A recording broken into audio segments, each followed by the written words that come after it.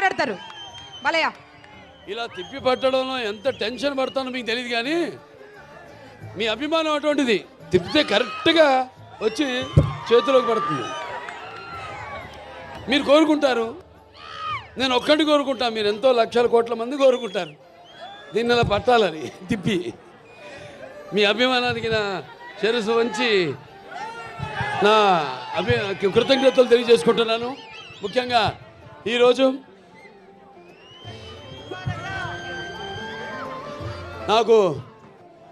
నన్ను ఈ పద్మభూషణ్ వరించిన సందర్భంగా ఇక్కడ హిందూపురంలో ఈ పౌర సన్మానం చేస్తున్నందుకు, అంటే ఒక రకంగా నాకు రెండో పుట్టినిల్లు హిందూపురం, మా నందమూరి వంశానికి. హిందూపురం అంటే నందమూరి పురం. ఇక్కడ జరుపుకోవడం ఉన్నది ఒకటి. ముఖ్యంగా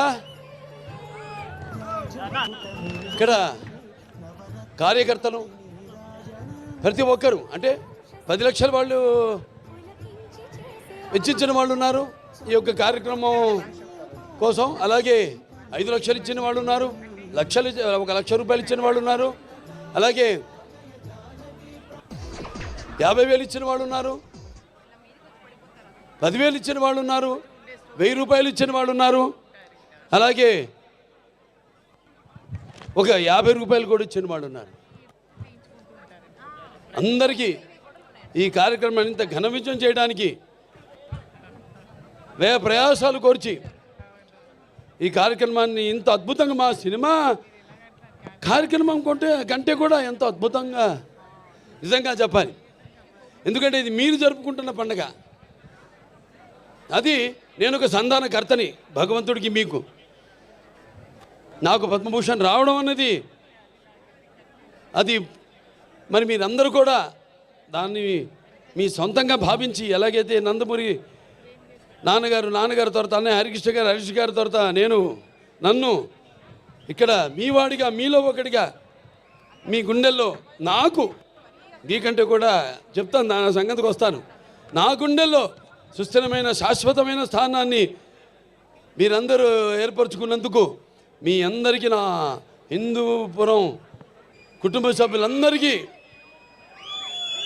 హిందూపురం పుర ప్రముఖులకి, అలాగే హిందూపురం ప్రజానికానికి, అలాగే నా అభిమానులకి, కళాభిమానులకి, కళా పోషకులకి, అలాగే పాత్రికేయులకు, ప్రతి ఒక్కరు కూడా నా హృదయపూర్వక ధన్యవాదాలు తెలియజేసుకుంటున్నాను. అది నా పూర్వజన్మ సుకృతంగా భావిస్తున్నాను. భూషలు గాబు భూరి మేయంగత తారహారముల్ భూషిత కేశ మృదు పుష్ప సుగంధ భూషలు గాబు భూరి మయాంగత తారముల్ భూషిత కేశ మృదు పుష్ప సుగంధ జలాభిషేకములు భూషలు గాబు భూషములిచ్చు పవిత్ర వాగ్భూషణమే భూషణము భూషణములు నశించు నన్నీయున్ అన్నారు. అంటే ఒక పద్మభూషణ్ ఇక్కడ ఎంతమంది నా శాసన మండలి శాసనసభ సభ్యులైతేనేమి, శాసన మండలి సభ్యులైతేనేమి, అలాగే లోక్సభ సభ్యులైతేనేమి, రాజ్యసభ సభ్యులైతేనేమి, నా అందరున్నారు నా సహచర. అంటే వాళ్ళందరూ పలికిన ప్రతి మాట, అంటే మీ అందరూ మాట్లాడినట్టే మేమంతా మీ ప్రతినిధులం, మీ సేవకులం. రామరాజ్యంలో డైలాగ్ ఉంది, ముందు ప్రజల్ని సేవించడం అని, ఆ తర్వాతే రాజు అని. సో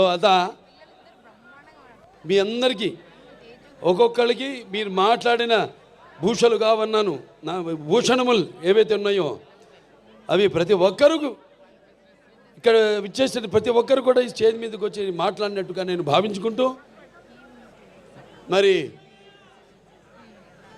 ముందుగా నాకు ధన్యమైన జన్మనిచ్చి నన్ను మీ అందరి గుండెల్లో ఆ మహానుభావుడికి స్వరూపంగా నిలిపినందుకు, మరి దైవాంశ సంభూతుడు, విశ్వానికి విశ్వ నట రూపం ఎలా ఉంటుందో చూపించిన కారణ జన్ముడు, నా తండ్రి గురువు దైవమైన విశ్వవిఖ్యాత నట సార్వభౌమ పద్మశ్రీ డాక్టర్ నందమూరి తారక రామారావు గారికి ఈ సభాముఖంగా ఆయన్ని స్మరించుకుంటూ వాగర్తో సంపర్తో వాగర్త పతిపతే జగతో పితరం ఉందే భారతీ పరమేశ్వరరావు అంటారు. అంటే శివ పార్వలతో పోలుస్తారు. నా గాయత్ర పరమంత్రం నమతు పరదేవత నా హరే పరతస్త్రాత నా నృతాత్ పాతకం పరం యస్మాత్ పార్థివత ప్రాతుర్పత భుక్తి యస్మాత్ పార్థివత ప్రాతుపుత్రుని భగవతి గురుణ సంతుల మాంసి సహస్రం తస్మై సర్వజ్ఞ మూర్తే పిత్రే. సో ముందుగా పుణ్య దంపతులకు వాళ్ళ బిడ్డగా నన్ను పుట్టించినందుకు ఆ భగవంతుడికి నాకు కృతజ్ఞతలు తెలియజేసుకుంటూ మరి వాళ్ళ పద్మభూషణ్ చాలామంది అన్నారు చాలా ఆలస్యంగా ఇచ్చారు మీకు అని. నేనన్నా కాదు సరైన సమయంలోనే ఇచ్చారు. అంత దైవలిఖితం. ఏది జరిగినా నా జీవితాలు అన్నీ కూడా సంఘటనలు కూడా అలాగే జరిగినాయి. నేను అటు cancer Basavataraka Indo American cancer hospital research institute chairman అయితేనేమి, లేకపోతే ఇటు ఒక శ్రీరామ రాజ్యంలో రాముడిగా వేయడం ఏమి, వేషం వేయడం ఏంటి, అలా ప్రతిదీ నా జీవితంలో ఎంతో సారూప్యం. నా నిజ జీవితంలో సంఘటనలకి నేను సినిమాలు చేసిన పాత్రలకి ఎంతో సారూప్యం అలా కలిసి వచ్చింది నాకు. నేనన్నా లేదు ఇదే సరైన సమయం. ఎందుకంటే నాన్నగారిదేమో శత జయంతి జరుపుకున్నాం, ఆ తర్వాత నాకు వచ్చింది. ఆ తర్వాత నేను 3వ ఎమ్మెల్యేగా ఎన్నికయ్యాను, ఆ తర్వాత నాకు వచ్చింది. ఆ తర్వాత Basavataraka Indo American cancer hospital research ఇన్స్టిట్యూట్కి చైర్మన్గా 15వ సంవత్సరాలకు అడుగుపెట్టాను మొన్న మార్చి నెలలో. ఆ తర్వాత నాకు వచ్చింది. అలాగే 4 సినిమాలు వరుసగా హిట్లో, అఖండ కానీ, లేకపోతే వీరసింహారెడ్డి కానివ్వండి, నెలకొండ భగవంత్ కేసరి కానివ్వండి, ఆ తర్వాత డాకు మహారాజు కానివ్వండి, 4 సినిమాలు హిట్ల తర్వాత దాని తర్వాత 50 సంవత్సరాలుగా హీరోగా ప్రపంచంలో ఎవడు లేడు. 50 సంవత్సరాలు హీరోగా మధ్యలో క్యారెక్టర్ ఆర్టిస్ట్గా దారి మరణమో అలా జరిగిందేమో కానీ వాళ్ళ క్యారియర్లో 50 సంవత్సరాలు హీరోగా నాకు నిలబడటానికి శక్తినిచ్చిన నా తెలుగు జాతికి నా కృతజ్ఞతలు తెలియజేసుకుంటున్నాను. ఏదైనా ఇప్పుడు బాలకృష్ణ గురించి చాలా రకాలుగా మాట్లాడుకుంటారు. ఏం చూసి బాలకృష్ణకి అంత పొగరంటారు, నన్ను చూసుకునే నాకు పొదనైన పొగరంటాను. ఎవరు చూసి అంత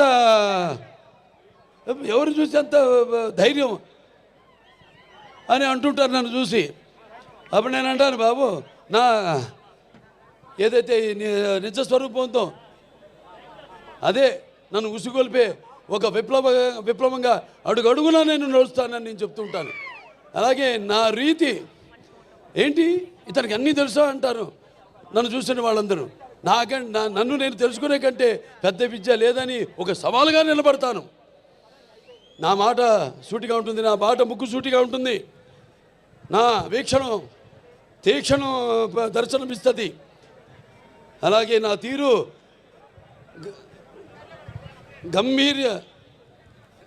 ఒక గాంభీర్య రూపంగా వెలుగుతూ ఉంటుంది.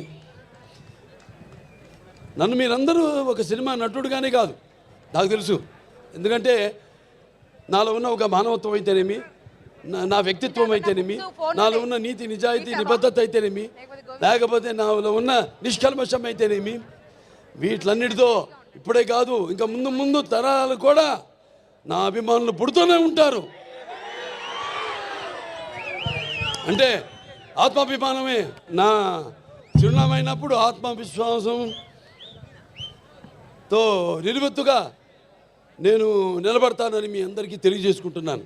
అదే మీరు హిందూపురం ప్రజలందరూ కూడా అవే చూపారు. మీరు కూడా ఆదరాభిమానాలు ఏదైతే నేను నాలో ఉన్న కోణాన్ని చెప్పాను, కోణాలన్నీ అలాగే మీరందరూ కూడా ఆ నీతి నిజాయితీ నిబద్ధత, ఆ నిష్కల్మషం, ఆ నా వ్యక్తిత్వాన్ని గౌరవించి ఆదరించి మీరందరూ కూడా 3వసారి ఒక నటుడైనంత మాత్రాన ఎమ్మెల్యే అవ్వాలని లేదు. వరుసగా ఎంతోమంది వచ్చారు రాజకీయాల్లోకి, ఇవాళ నామరూపాలు లేకుండా పోయారు, అడ్రస్ లేకుండా పోయారు. కానీ ఇవాళ ఇక్కడ పనులు చేశాం కాబట్టి నన్ను గెలిపించారు. ఊరికేదో సినిమా యాక్టర్ లేకపోతే రామారావు అబ్బాయి అయినంత మాత్రాన పనులు చేయాలి.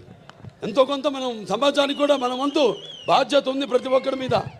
అందరూ కూడా మన వంతు మనం సంపాదించిందే కాదు, ప్రజలకి ఎంత మనం తిరిగి సమాజానికి ఇచ్చాం అన్నది చాలా ముఖ్యం. అప్పుడే మనం చరిత్రలో చిరస్థాయిగా నిలిచిపోతాం. నిలిచిపోవడం కోసం కాదు.